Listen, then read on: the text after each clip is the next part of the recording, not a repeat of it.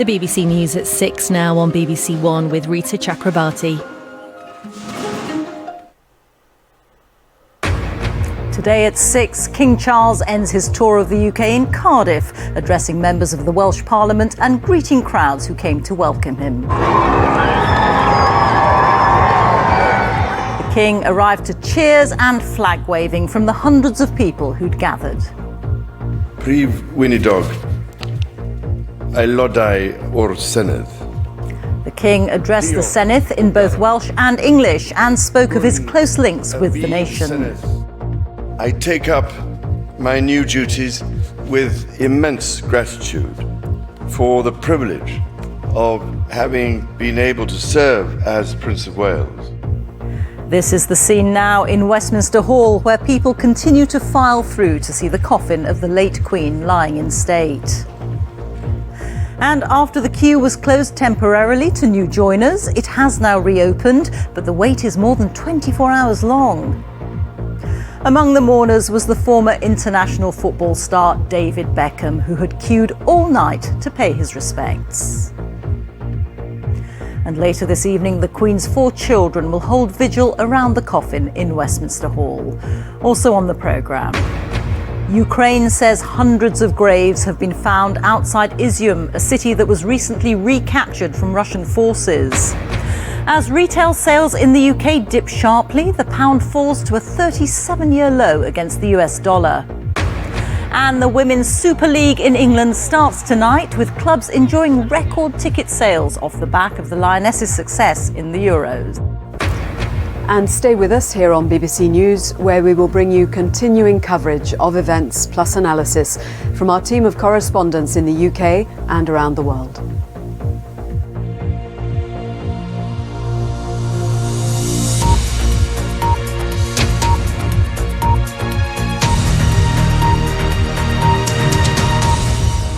Good evening. King Charles has been on his first official visit to Wales, bringing to a conclusion his tour of the 4 UK home nations since becoming monarch. The King attended a service of prayer and reflection for the late Queen at Llandaff Cathedral in Cardiff.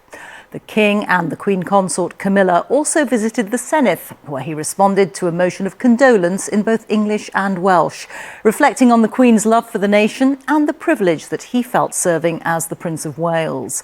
He then headed to Cardiff Castle, where large crowds of well-wishers lined the streets to cheer for the royal couple, and some presented them with gifts and with flowers. Well, our special correspondent Alan Little has been watching the day's events and is at Cardiff Castle for us now. Alan. Well, Rita, it's been a hectic few days for the King and Queen Consort. The new King has spent the first week of his reign hugging the devolved nations of the United Kingdom close. This last visit is to a country whose title he says he was proud to wear for 50 years and more. The title of Prince of Wales, a title he now passes on to his own son and heir. Expressions of affection for Scotland, Northern Ireland and Wales within the Union have been a hallmark of this tour, but so too have gestures of respect for the distinctive character of each of those 3 nations within the Union. The same was true of his mother's reign, and it gives us a clue, I think, into the kind of unifying reign that he aspires to. There is something special about this final leg of his tour of the nations. It has the character of a homecoming. His relationship with Wales is intimate. As a student, he studied the Welsh language and spoke Welsh at his investiture as Prince of Wales in 1969. Many of the people he met today have known him for years.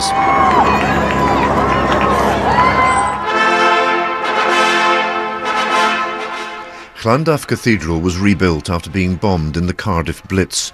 It connects us and the royal family to the great shared British experience of the Second World War. Queen Elizabeth's visit here in 1960 marked its restoration, a symbol of the long recovery from war and its aftermath that characterised the early years of her reign. Here, the King and Queen Consort attended a service of prayer and reflection for her life. A nawr o arglwydd fy niw, gwnaethos dy was yn frenin, yn llef yn had Dafydd, a minnau'n llanc, ifanc, dibrofiad. The First Minister Mark Drakeford read from the first book of Kings, which includes the verse, And now, O my Lord, you have made your servant king.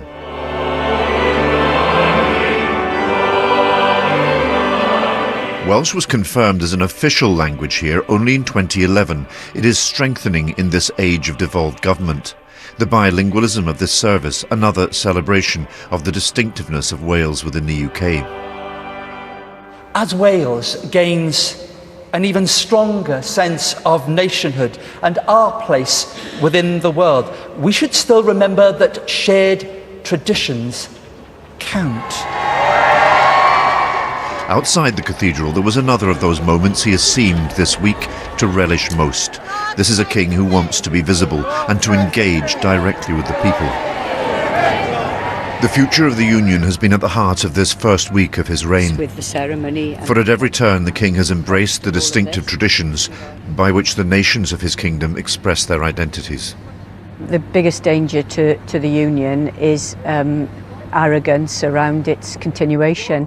I suspect the monarchy has got perhaps even greater sensitivity than politicians to this, because there's a real sense of understanding that the cultural and political heritages of each of the nations is very different. And certainly the Queen reflected that in her remarks when she was opening the National Assembly and then the Senedd, and I would expect King Charles to do the same. And he did. On the floor of the Senedd, he replied to a motion of condolence in both languages. Through all the years of her reign, the land of Wales could not have been closer to my mother's heart. Roedd lle arbennig I Gymru yn uchelon. I know she took immense pride in your many great achievements, even as she also felt with you deeply in time of sorrow. It must surely be counted the greatest privilege to belong to a land that could inspire such devotion. I am resolved to honour that selfless example in the spirit of the words by which I have always tried to live my own life. Ich dien, I serve.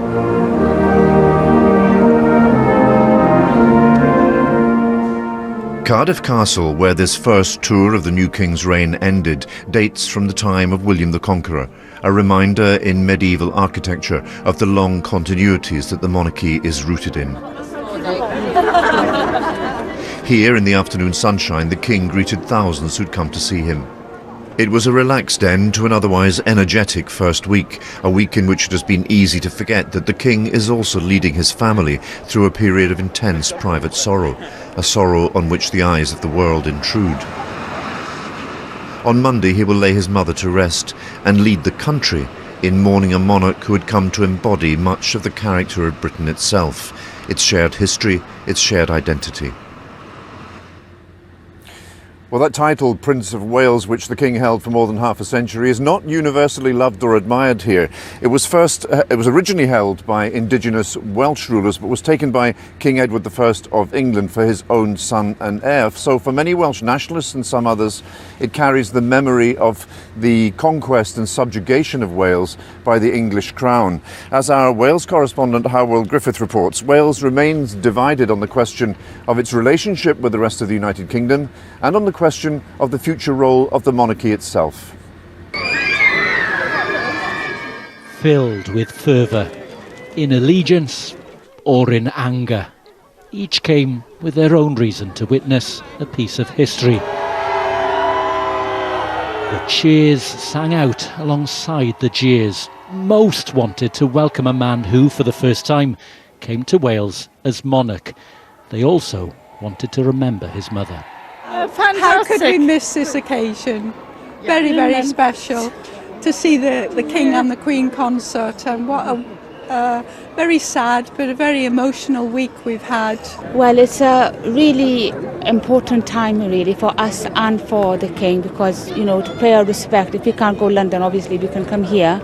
Oh, I actually came here because of my son, because his name is Charles, so he really wants to see the King. Yeah, proud Welshman, but a royalist as well, obviously. And the two things can go together? Yeah, definitely, I think, without doubt, yeah. But others do have their doubts and held a silent protest, respecting the Queen's passing, but resisting what's followed. I don't believe that someone should be born into a position of power to rule over us. I don't think perhaps we would have been out today had the new king not said about putting his son into the position of the Prince of Wales, but he did that very soon after the death of the Queen, and therefore we felt compelled to come here today to show that we have a different view and that we want that to be shown as well. University College, Aberystwyth, where to the relief of the nation, Prince Charles was given a warm and very friendly welcome. Those tensions have brewed for decades. In 1969, ahead of his investiture, Charles came to Aberystwyth for a crash course in Welsh. An attempt to win over a nation sceptical of having an English Prince of Wales. It didn't placate the protesters. Today may not have come with quite the same pomp and pageantry as the investiture in 1969, but it has shone a spotlight on the relationship between Wales and the House of Windsor and where it goes from here. The First Minister, Mark Drakeford, is an avowed Republican, but also determined to remain diplomatic. Long term, should Wales retain a monarchy? Well, I'm talking to you as the First Minister. But your personal view? Oh, well, I'm not here to give you my personal view. I'm here as the First Minister.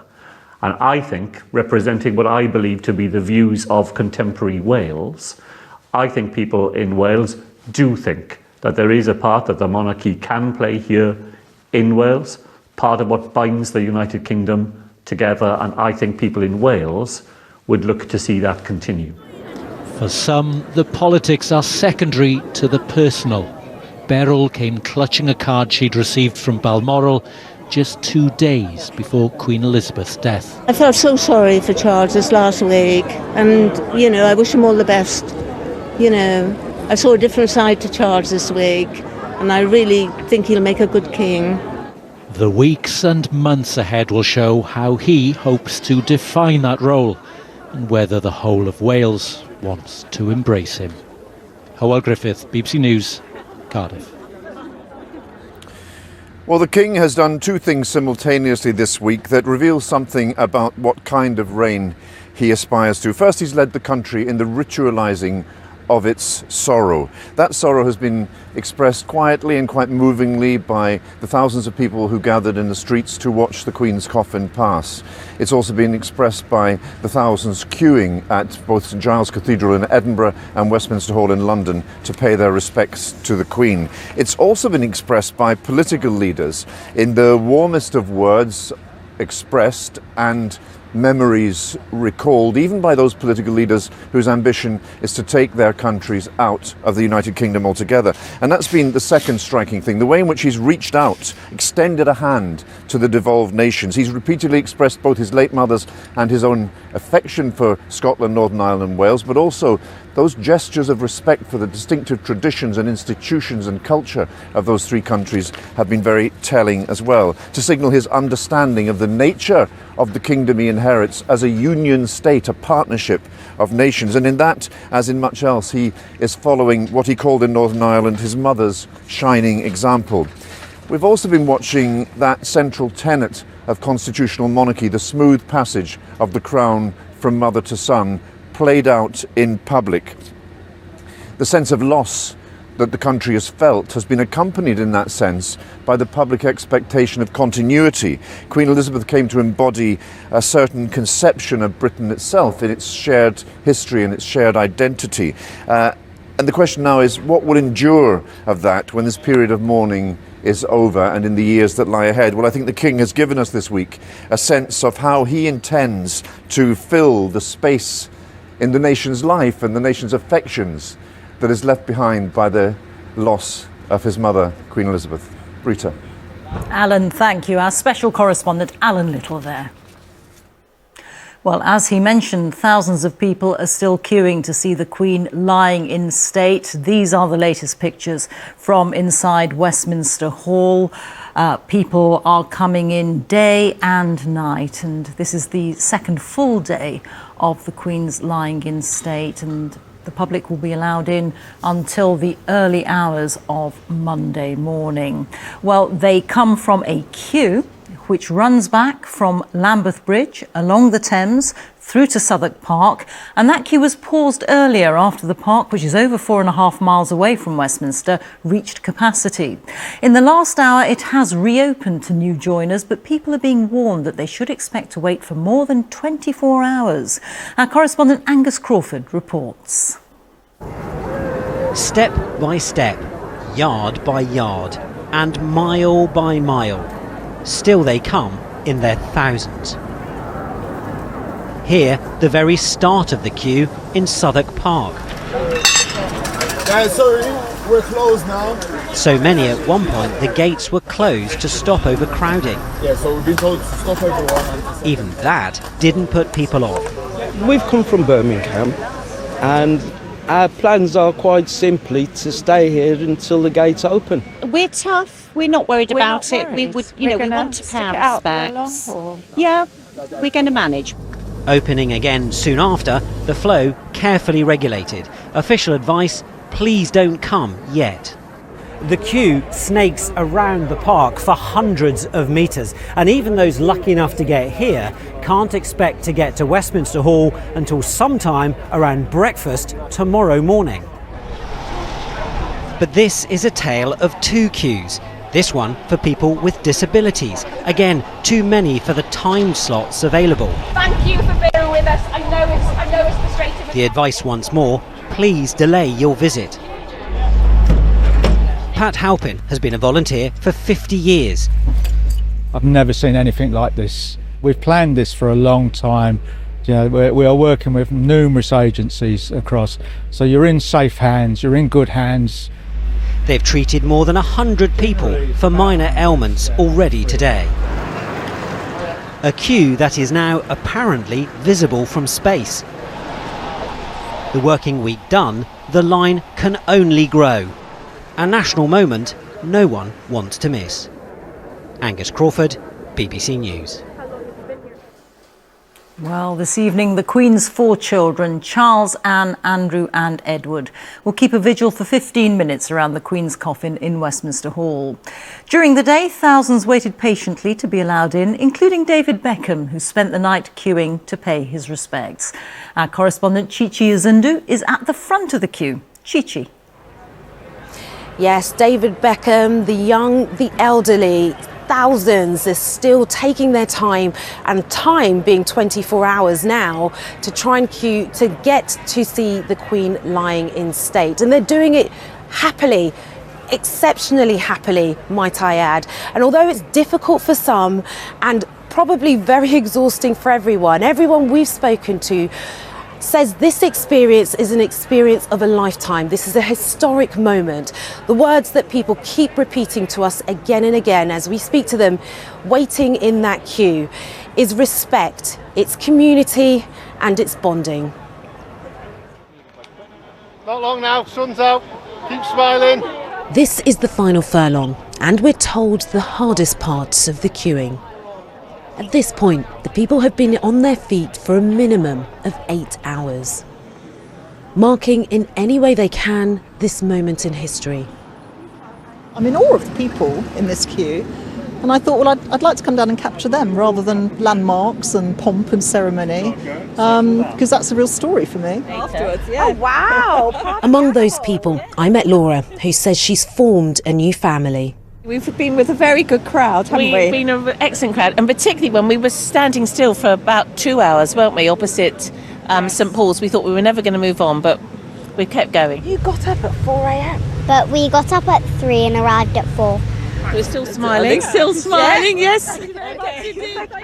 15,000 steps is what it takes to get to Victoria Tower Gardens, right next to Westminster Hall. And how long have you been in the queue, David? I think we all got here, 12 hours. Right, 12 hours. And how's it been on the knees? Because we've seen you sort of knees are okay, it's the back. And it's not just David Beckham who's suffering. But for this crowd and Paul and Roy, it's worth it. Have you given any thought to how you're going to feel once you enter the hall? I try not to think about it at the moment through fear of getting overwhelmed. But I don't know. I really don't know. I don't know what I don't know at the moment. I've shed so many tears in the last few days. I'll be a blubbering wreck, I know that.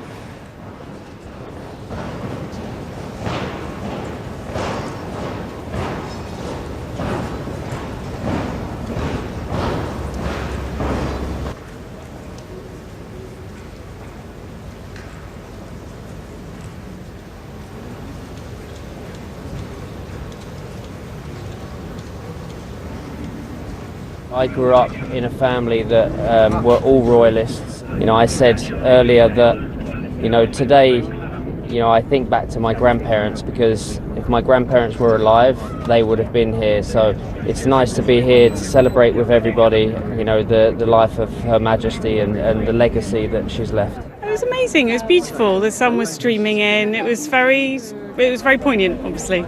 Oh yes, I wouldn't have missed it for the world. Fantastic. I've never been so humbled. I don't really have the words to describe how I feel. She is the only queen I've ever known.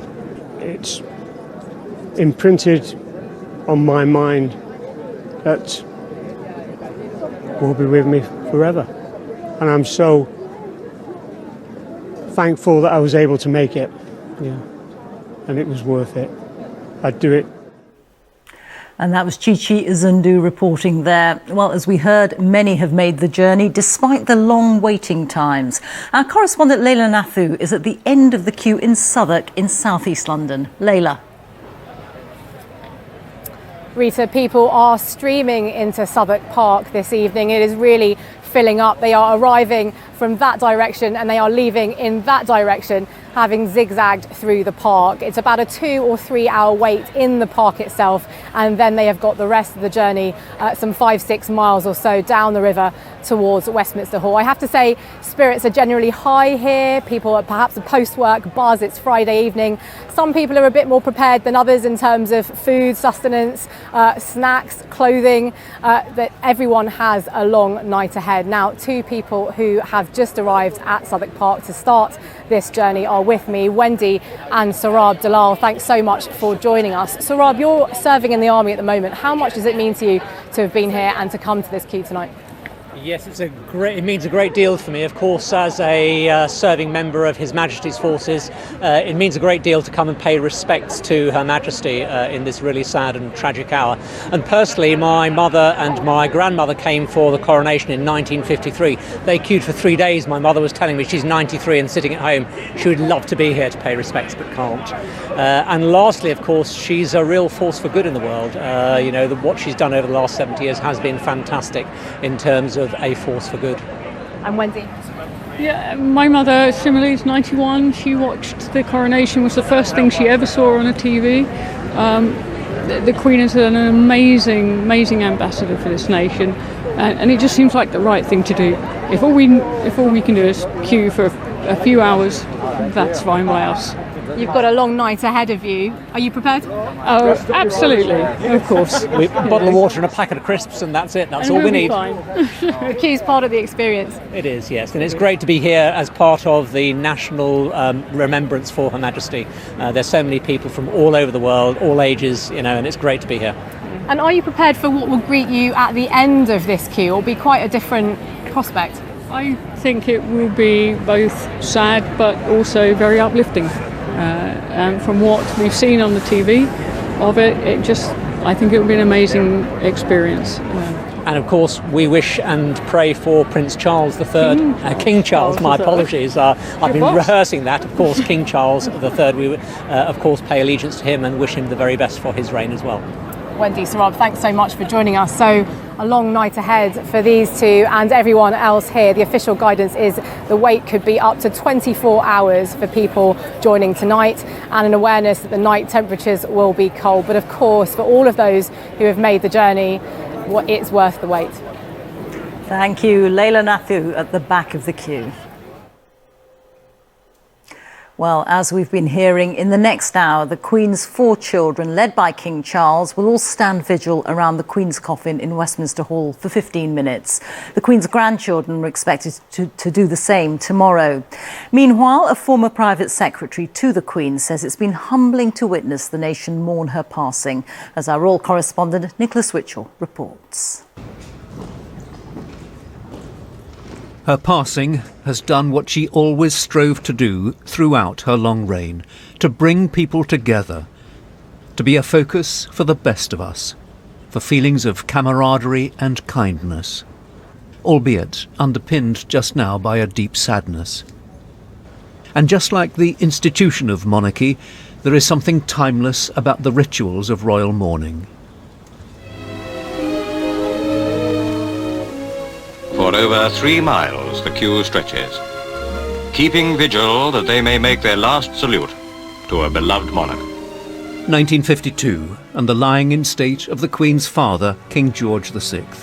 A very different age, but in Westminster Hall, the same certainties. In the sombre grey, the catafalque is the only island of colour. The Queen well understood the role of the monarchy as a reference point across the generations. Those who knew her best, other than her family, were her closest officials. Robin Jandrin, the figure just behind the Duke of Edinburgh here, spent 20 years at the palace, nearly 10 of them as the Queen's private secretary. What does he make of the reaction to her death? Extraordinarily humbling, I think, is the first word that comes to mind. It's been so beautifully organised, this ability for thousands of people to pay this tribute. And I do think that that is an essential part of this 10-day mourning period, this contact between us, the people, and our departed Queen. On Monday, the state funeral will take place, when the Queen's coffin will be borne to Westminster Abbey on a gun carriage. I think it'll be hugely important. It will be the culmination of this long period. It will be, I believe, intensely moving, deeply solemn, but a moment, I think, of a real moment of national catharsis before we all go back to work, go back to the world we know, which will never be quite the same, but a sense of, well, that we need to get back to business. It isn't just Britain which is marking the Queen's passing. The Prince and Princess of Wales have been meeting troops from different Commonwealth countries who will be taking part in the state funeral. A solemn day which will mark the end of a long reign. Nicholas Witchell, BBC News. Let's bring you up to date now with the latest on what will be happening tonight and at the weekend. At 7:30 this evening, the Queen's children, King Charles, Princess Anne, the Duke of York and the Earl of Wessex will take part in a vigil beside the Queen's coffin in Westminster Hall. On Saturday evening, it'll be the turn of the Queen's grandchildren, including the Prince of Wales and the Duke of Sussex. A 1-minute silence to reflect on the life and legacy of the Queen will be held across the UK on Sunday evening at 8 o'clock. That is the night before the Queen's funeral. On Monday, the state funeral for the Queen will take place at Westminster Abbey, with the service starting at 11 o'clock. A 2-minute silence will be held as the service ends just before noon. The route for the Queen's funeral procession to Windsor from London was revealed today. The procession will travel from Wellington Arch in central London, past Heathrow Airport, before arriving at Windsor Castle. The final part of the procession up Windsor's famous Long Walk is expected to be done on foot.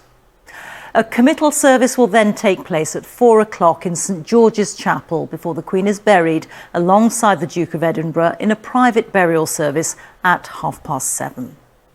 Well, around 500 heads of state, dignitaries and members of royal families will be from around the world will be attending the Queen's funeral at Westminster Abbey. It'll be one of the biggest security and logistical challenges that the country has ever seen, as our diplomatic correspondent James Landale reports. This ancient abbey may be the stage for an historic state funeral on Monday, but it will also play host to an extraordinary assembly of world leaders. Hundreds of foreign dignitaries come to mourn the Queen, but also attend a diplomatic gathering, the like of which not seen for decades. They'll have a chance to attend the lying in state at Westminster Hall.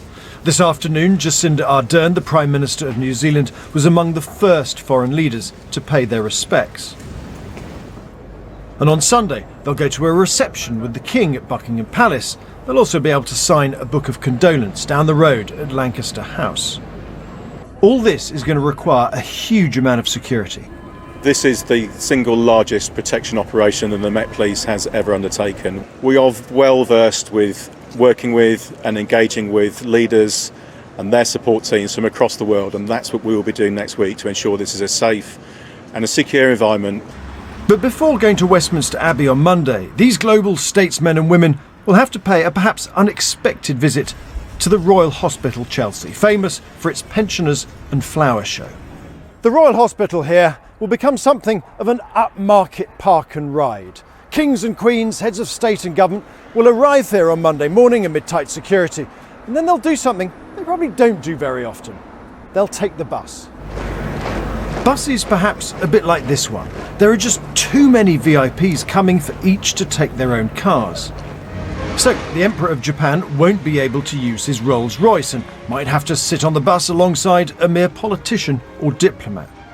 They are here principally to honour the Queen, not to talk to each other, and so they are more pliable. They will do the bidding of the Foreign Office protocol perhaps more happily than if this had been a summit.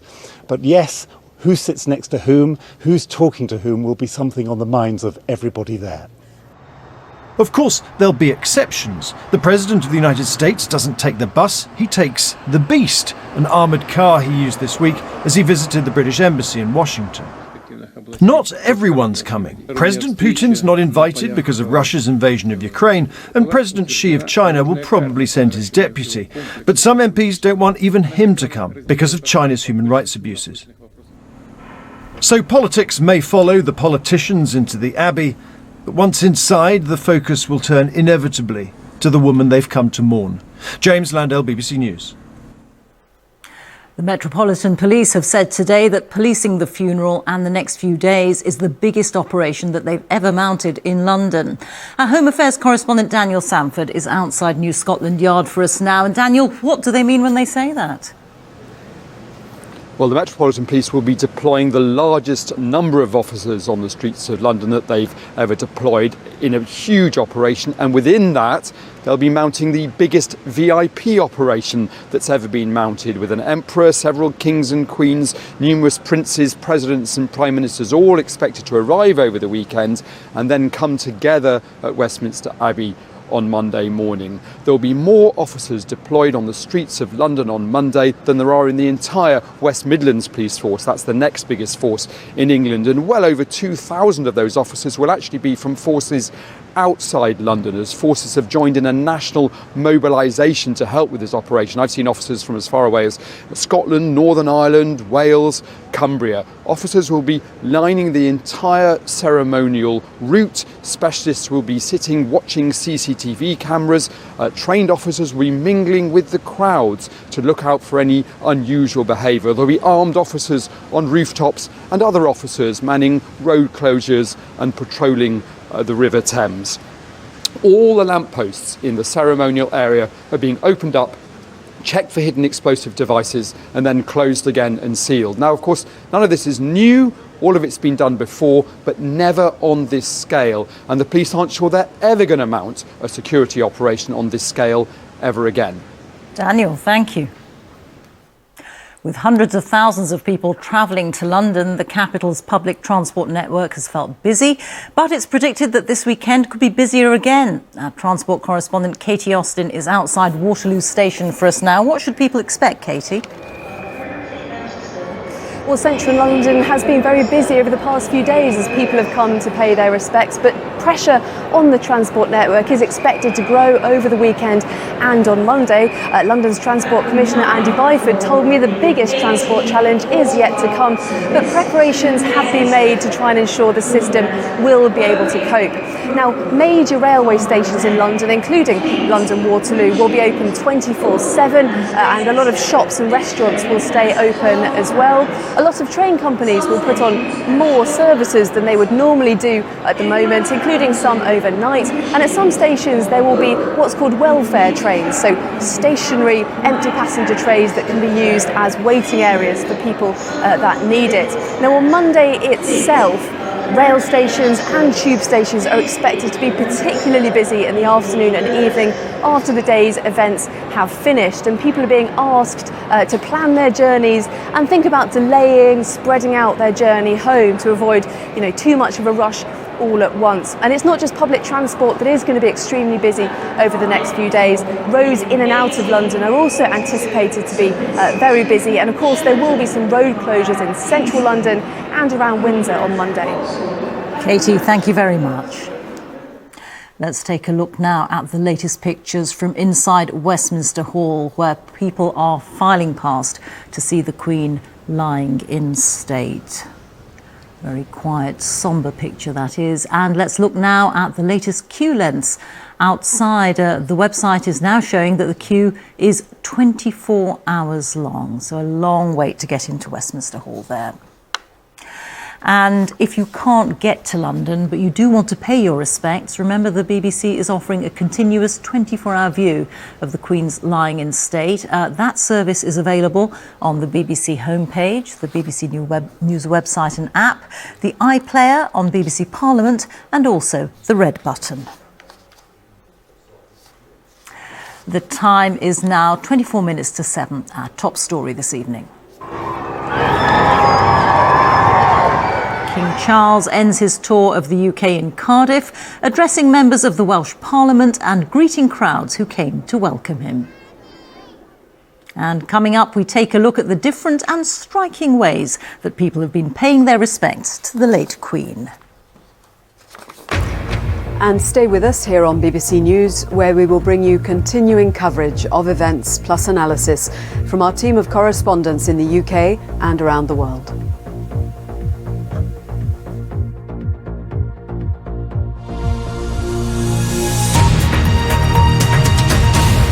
Let's take a look now at other news. And the authorities in Ukraine say they found a large burial site containing more than 400 graves in a city recently recaptured from Russian forces. Ukrainian officials say most of the graves contain the remains of civilians, but there were also some soldiers with their hands bound. They were discovered in Izium in the east of the country, which the Russians used as a logistics hub for their war effort. Ukraine says all the bodies will be exhumed and sent for forensic examination. Speaking of the discovery, President Zelensky said Russia leaves death everywhere. Ukraine has recently made some major military gains, and these circled areas show where the most significant fighting has been taking place over the last 2 days. Our senior international correspondent Ola Guerin sent this report from Izium, and some of the content you may find distressing. Under the pine trees of Izium, a war crimes investigation. This burial site has more than 400 graves, now being exhumed, the earth starting to give up its secrets. But the prosecutor here already claiming that Russia is responsible for almost all of the dead. According to our data, almost everyone died because of Russian soldiers, says Alexander Filchakov. Some were killed, some were tortured, some were hit in Russian air and artillery strikes. He says the very first grave they opened contained the body of a civilian with a rope around his neck. This knife was recovered from the remains of a soldier. A senior official told us more than 20 troops were found in a single grave, with signs of torture. Some had their hands bound. For those at the scene, it was hard to take. This is a distressing sight, but Ukraine is determined that the world should see it.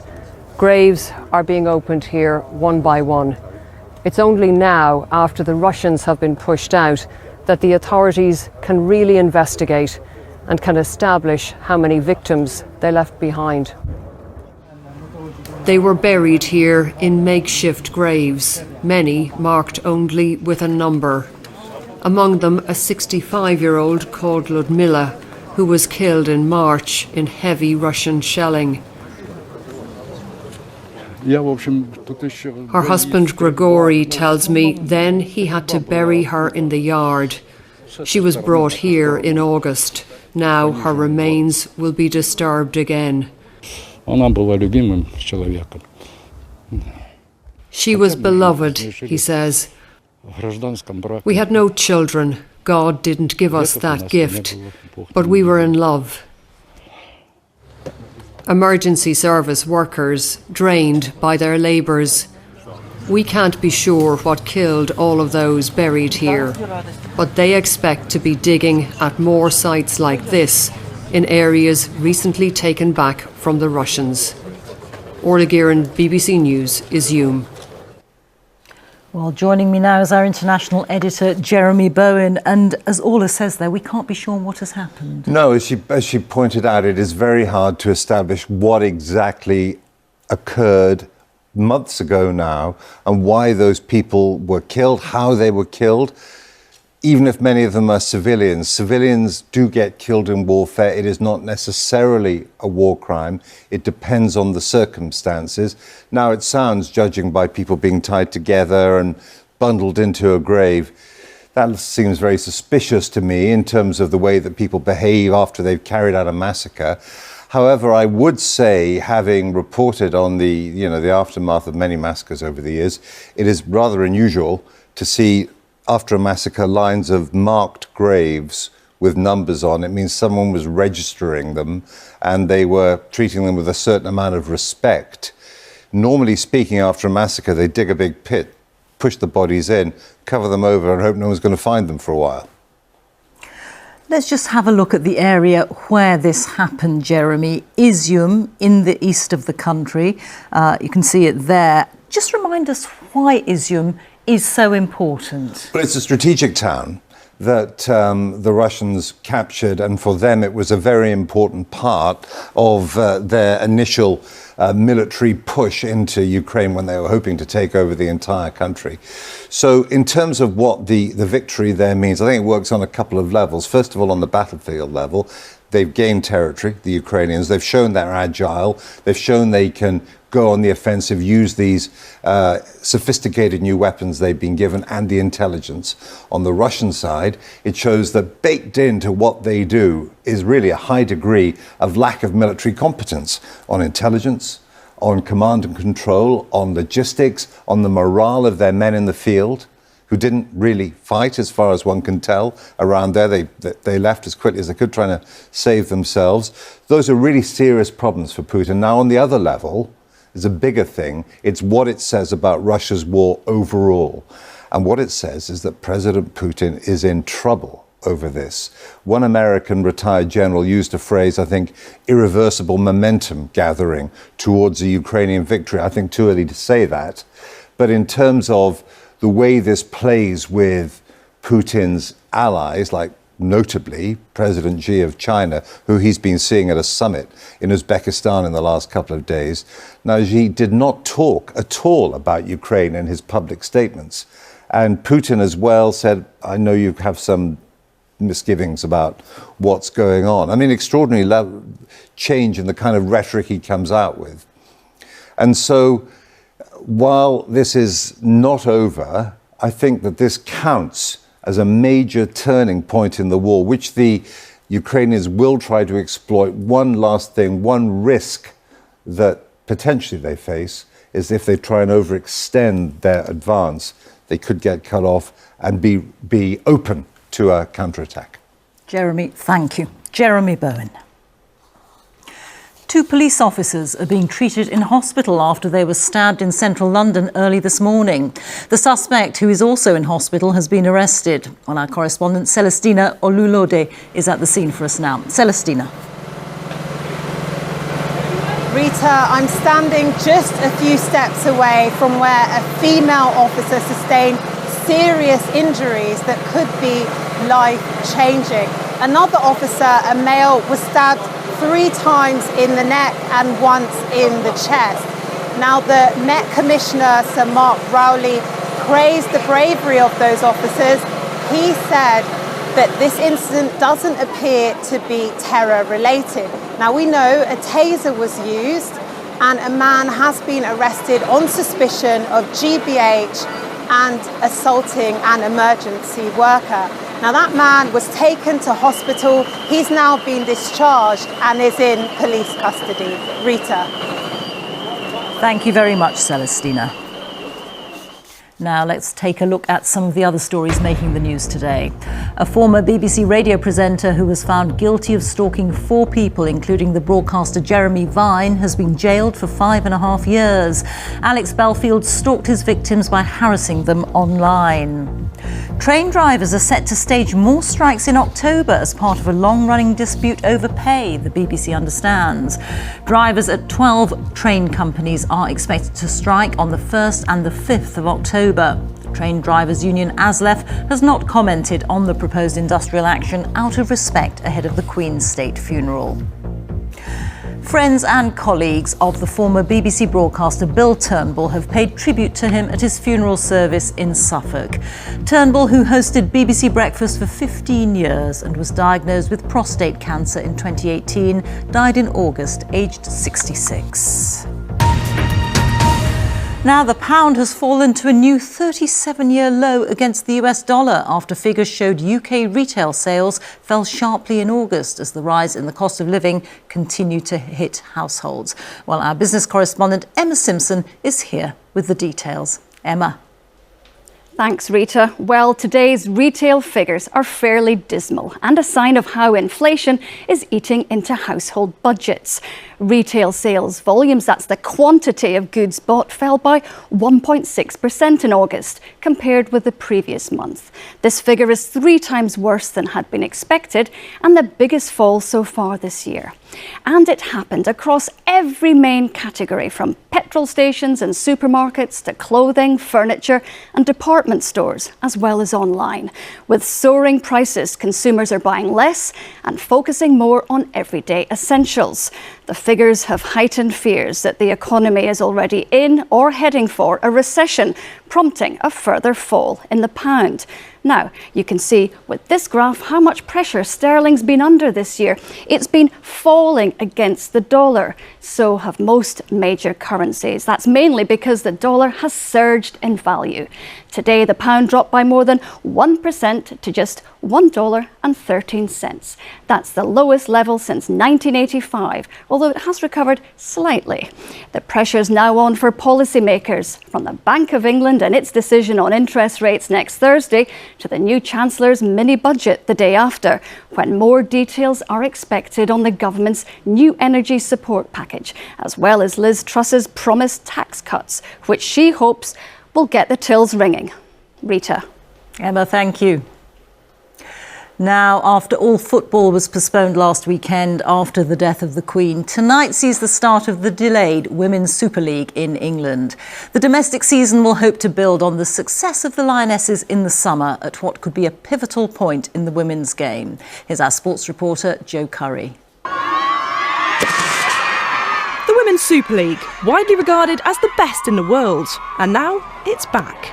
Chelsea have dominated in recent years, but could this season be the biggest and most watched yet? I enjoy the growth of the game more than I do winning trophies. I love watching, England winning the Euros. Ultimately, I know that every single team will be better this season. All I know is that I'm just looking forward to watching my team play. England, European champions!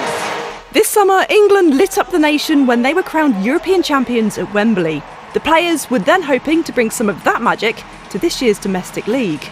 It had been due to begin when Spurs hosted Manchester United at the Tottenham Hotspur Stadium last Saturday. The death of the Queen, however, meant the start of the season was postponed, with huge implications. Instead, it's kicking off here in Boreham Wood with Arsenal versus Brighton, a game not available on television. But for the Arsenal and England captain, this is still a moment that needs to be seized.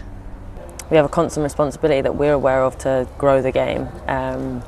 I don't know if we'll ever stop. I don't know if we'll ever get to a point where we sort of think, okay, we're good now and we can just really enjoy the football. We always want more, we always want better for the girls that are coming behind us, almost to pay respect to those that have come before as well, like that what they did has led us to this moment.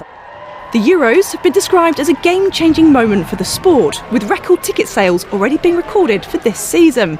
The challenge now, though, is how do clubs harness the support? We need to manage the growth. Just throwing money at it isn't going to do it. It needs to be developmentally managed.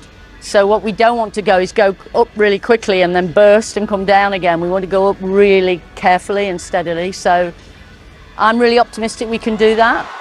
While the launch of the WSL's new season has no doubt been impacted by the postponements, it's hoped that fans new and old will turn out for what should be a special weekend, albeit later than planned. Jo Curry, BBC News. Let's take a final look now this evening at the latest pictures from inside Westminster Hall. And at 7:30 this evening, the Queen's children will take part in a vigil beside the Queen's coffin.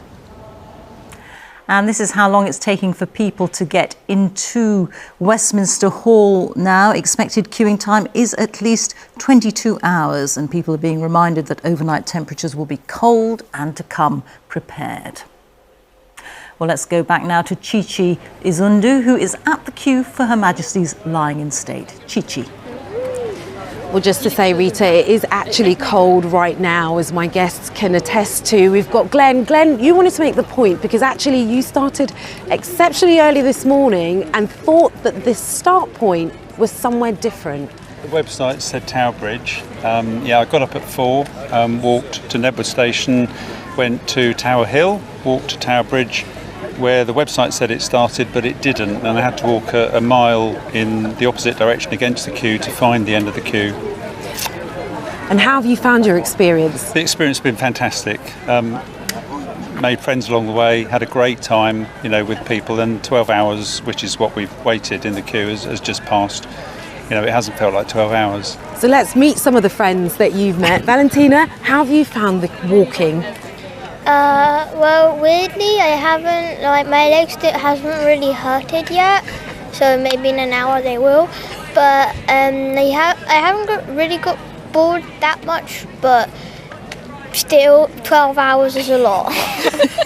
It is a lot, but you're really close to the end. How are you? No, I promise you really are close to the end. How are you feeling about actually going to see the Queen lying in state? Well, a few things. I feel like it's a dream sometimes, but I also feel sad because she's not here anymore, and also quite tired. I can understand. And Valentina, Mum, how many steps have you actually managed to do so far? Oh, we just watched. It was 16,000, I think, yeah. And how are you feeling? It's a big day of sport for the two of us, huh?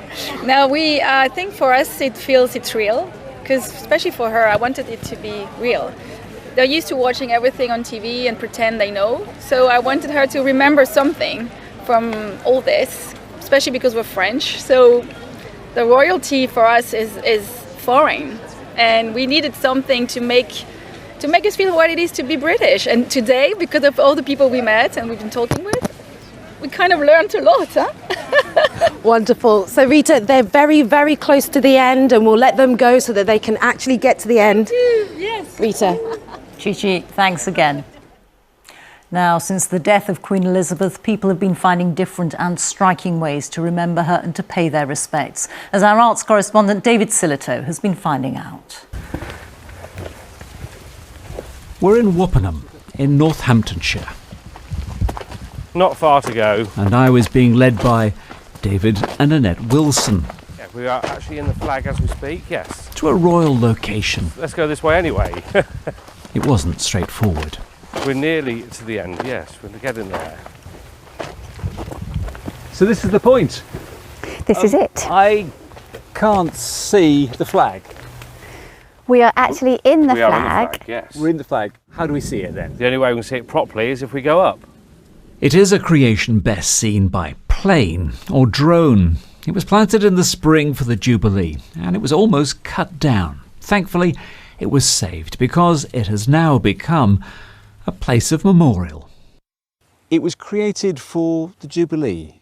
That's right, yeah. What was originally for a lovely celebration, a happy celebration for the Queen, has now become a real tribute to her. Normally you'd have got rid of it by this time of the year, but you're going to keep this, I'm presuming, now. Yes, we're going to try and keep it for as long as possible. So a place that began as a celebration has in many ways become a place of memorial, but it will soon be gone. However, there are many others now thinking about how to create some lasting memory of this moment. This mural, for instance, was commissioned and created within hours of last week's sad news. Abraham, our artist, was here at 5:30 yesterday morning, and we were done by about 3:30, so smashed it out pretty quickly. A request from the children of Gainsborough Primary in Newham, who are very proud of their new artwork. What did you think when you first saw it? I thought it was a beautiful painting, and I was so happy with the people that did it. It's amazing. It just creates more memories inside your head. Her eyes look very real. The feathers look good, don't they? They look real. And it also will remind us that we're not alone, that she will still be there. So if we sometimes pass, we can always give her flowers. I've never seen a picture like that great, and especially the crown. I love it. Everyone can see this walking past. Exactly. And People what have been better laying way flowers. Yeah. to pay tribute to Her Majesty the Queen than having her on the front of our school. And the kids, as soon as they came into school, they were saying, we want something. Yeah. They wanted us to do something. But they wanted something permanent. But they wanted something big. Not all of us can lay flowers at a palace or queue for the lying in state, but there are many ways to remember. David Soletto, BBC News, Newham, East London. Time for the weather now. Here's Helen. Helen. Rita, if you're up early enough tomorrow, you may see our first grass frost of the season, widely that is. And today has been the first day since the beginning of June that we haven't quite reached 20 degrees, certainly not that I've seen this afternoon. And tonight will be the first widely cold night of the autumn as well, since late spring as well. Temperatures in parts of Oxfordshire, for example, getting down close to freezing, 1 or 2 degrees Celsius here. And the reason is the change in wind direction. It's coming down from the north. It's introduced quite a few showers actually today across northern and eastern areas. Still the odd one to come through the night, but I think what we'll all notice, probably quite a shock to the system, is that how chilly it will be first thing tomorrow morning. As I say, there could actually be a little bit of fog around in Northern Ireland, but obviously it's a concern because lots of people are visiting London and will be queuing for a long spell of time. It will become quite warm by day, 17 or 18. That's still a little bit below average for the time of year, but those really chilly nights obviously will be felt by many. Now, as we go into Saturday, it looks like another fine and dry day for many parts. That fog taking a little while to clear for Northern Ireland, and here we do see a little bit more cloud toppling in, and for Scotland compared with today, but probably fewer showers across East Anglia and Eastern England, and possibly less of a keen wind. That has been quite a feature for the North Sea coast today, but still 14 to 18, and we're starting on a lower note as well, so still a little bit below where we should be. But come tomorrow night, there'll be a little bit more cloud in the sky. So it doesn't look as if it'll be quite as chilly. These are the towns and the cities, but in the south it still will be locally cold enough for some grass frost again. Sunday, therefore, just looks a little bit cloudier in places in Northern Ireland, a few showers coming into parts of northwestern England and Wales, a bit more cloud across Scotland, and 1 or 2 showers perhaps drifting back into eastern parts of England.